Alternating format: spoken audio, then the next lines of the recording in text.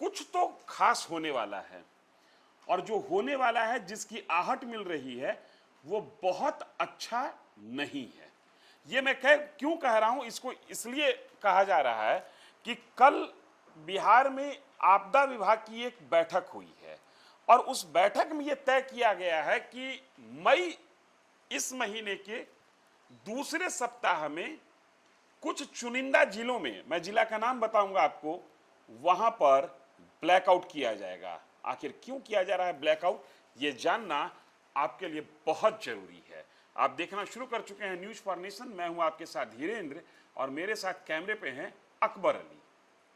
अब जरा हम इस बात को खंगालने की कोशिश करते हैं कि ये ब्लैकआउट का मॉक ड्रिल किया क्यों जा रहा है, क्यों लोगों को तैयार किया जा रहा है कि रात में कभी भी सायरन बजेगा और 10 मिनट के लिए पूरा का पूरा शहर अंधेरे में तब्दील कर दिया जाएगा और लोग उस अंधेरे के साथ जीने की आदी हो जाएं।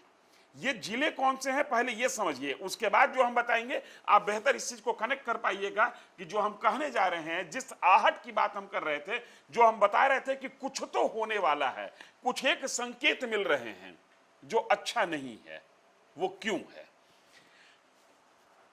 पटना चूंकि कैपिटल है, बिहार की राजधानी है, लेकिन उसके बाद सुन लीजिए, किशनगंज, बेगूसराय, पूर्णिया, अररिया और कटिहार, 4 के 4 सीमांचल वाले जिले, और एक बेगूसराय जहां पर रिफाइनरी है।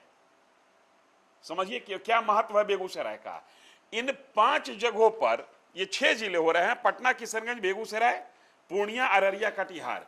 इन 6 जिलों पर अगले माने मई के दूसरे सप्ताह में किसी भी दिन ये नोटिस दिया जाएगा कि अमुक से अमुक समय तक आपको बत्ती गुल कर देना है और शांत रहना है। ये एक मॉक ड्रिल है, अभी खतरा है नहीं, लेकिन ये खतरे से जूझने की तैयारी है। आम आदमी अगर जो कोई खतरा हो तो उस पर कैसे रिएक्ट करे, इसकी तैयारी हो रही है। इसके पहले भी ऐसा किया गया था। 7 मई 2025 को, लगभग 1 साल हो चला, उस समय पहलगाम अटैक वाला मामला था, पाकिस्तान से स्थिति खराब चल रही थी। उस समय भी इस ब्लैकआउट की तैयारी की गई थी, मॉक ड्रिल हुआ था, लेकिन उस समय इसका समय सीमा जो है सिर्फ 2 मिनट का रखा गया था। अब इसको जरा हम पीछे लेके चलते हैं। अगर आप न्यूज फॉर नेशन को फॉलो करते हैं तो, और नहीं फॉलो करते हैं तो भी, आप न्यूज फॉर नेशन के संडे का एक वीडियो निकाल के देखिए, जहां पर हमने आपको बताया था कि भारत के आसमान और खास करके पूरब की ओर का जो आसमान है वो सुरक्षित नहीं है।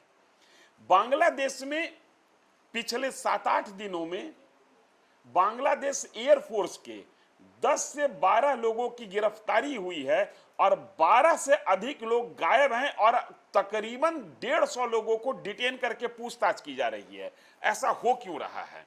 इसलिए कि एक इंटेलिजेंस खबर मिली है कि बांग्लादेश एयरफोर्स में पाकिस्तानी जो गुप्तचर संस्थान है आईएसआई, वो बांग्लादेश एयरफोर्स के कुछ लोगों के द्वारा भारत के पूर्वी क्षेत्र में आसमानी आतंकी हमला करने की योजना कर रही थी। समय रहते ये खबर हाथ लग गई, भारत सरकार ने बांग्लादेश सरकार को इस चीज की सूचना दी और बांग्लादेश सरकार ने त्वरित कार्रवाई करते हुए तकरीबन 10 से 12 लोगों की गिरफ्तारी की है। लेकिन 12 के आसपास बांग्लादेश एयरफोर्स के लोग मिसिंग हैं, जो बताया जा रहा है कि वो पाकिस्तान, तुर्की या पुर्तगाल गए हैं। ये तीनों वो जगह हैं, पाकिस्तान तो पाकिस्तान है ही, तुर्की और पुर्तगाल में कहा जाता है कि आईएसआई की बहुत जबरदस्त पकड़ है और बहुत जबरदस्त पैठ है। बांग्लादेश के लिए यह परेशानी का कारण बना हुआ है कि ये लोग गायब हैं और ट्रेस नहीं हो पा रहे हैं, और यही परेशानी भारत की बनी हुई है। अब थोड़ा सा और पीछे आपको लेकर चलते हैं। अगस्त 2025 में पाकिस्तान के रक्षा मंत्री और Pakistani army chief field marshal Asif Munir दोनों ने कहा था कि अगर भारत से आगे युद्ध हुआ तो वो परमाणु युद्ध होगा, और दूसरा कहा था कि अब भारत पर अगला हमला पाकिस्तान करेगा तो वो पूरब से करेगा और आसमान से करेगा। अगस्त में कही गई ये बात इस साल के अप्रैल में उस पर काम करना शुरू हुआ और मई आते आते भारत सरकार अपने पूर्वी हिस्से के क्षेत्रों में इस बाबत तैयारी शुरू कर दी है कि अगर ऐसी स्थिति बनती है तो आम से लेकर प्रशासन तक कैसे रिएक्ट करे इस विषय पर। अब एक बात और गौर करने वाली है, जब बांग्लादेश में उथल पुथल चल रहा था और वहां पर अंतरिम सरकार बनी हुई थी, उस दौरान बांग्लादेश एयरफोर्स और बांग्लादेश के आर्मी के बड़े पदाधिकारी लगातार पाकिस्तान के दौरा पर थे। भारत सरकार का खुफिया विभाग इन चीजों को आपस में कोरिलेट करके देख रहा है। आप गौर कीजिए कि बांग्लादेश में जब उथल पुथल का दौर चला और जब वहां अंतरिम सरकार बनी हुई थी, तब वहां पर पाकिस्तान परस्त नारा बुलंद हो रहा था। तब वहां पर कहा जा रहा था कि भारत हमारा दुश्मन है और पाकिस्तान हमारा दोस्त है, जबकि उसी पाकिस्तान से टूटकर 1971 में बांग्लादेश देश के रूप में स्वीकार किया गया था और देश के रूप में बांग्लादेश का गठन हुआ था। लेकिन उसी पाकिस्तान के पक्ष में बांग्लादेश में एक आंदोलन चला और उस आंदोलन में बांग्लादेश की शेख हसीना की सरकार उखाड़ फेंकी गई और एक अंतरिम सरकार बनी। आज जो सरकार वहां पर कायम है वो चाहती है कि भारत से उसके रिश्ते अच्छे हों, चूंकि उनका मानना है कि पड़ोसी बदला नहीं जा सकता है।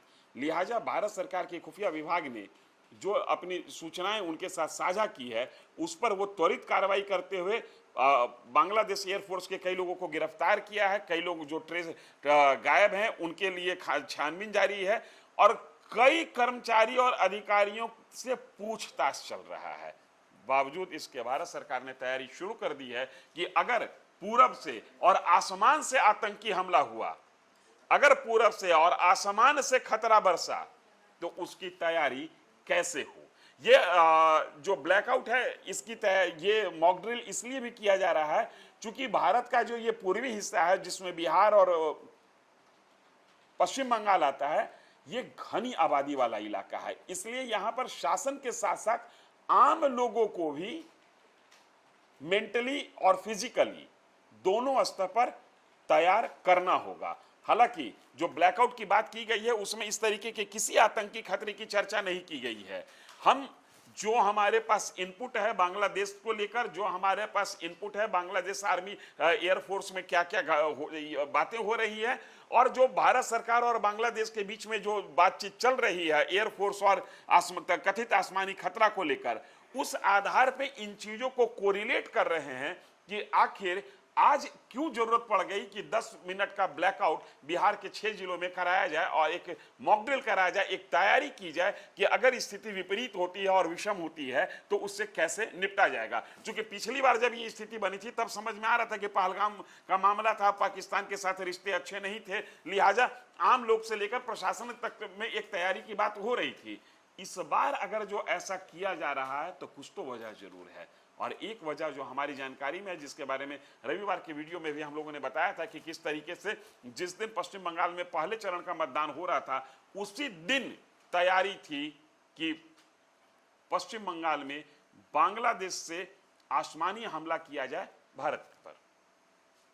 और आज ये मॉक ड्रिल की बात सामने आ गई जिसमें 10 मिनट का ब्लैकआउट होगा। ये एक कोरिलेट करती हुई चीजें कि आखिर ऐसा हो क्यों रहा है। हम भी तमाम घटनाओं पर नजर बनाए हुए हैं और आप भी नजर बनाए रखिए न्यूज़ फॉर नेशन पर। धन्यवाद।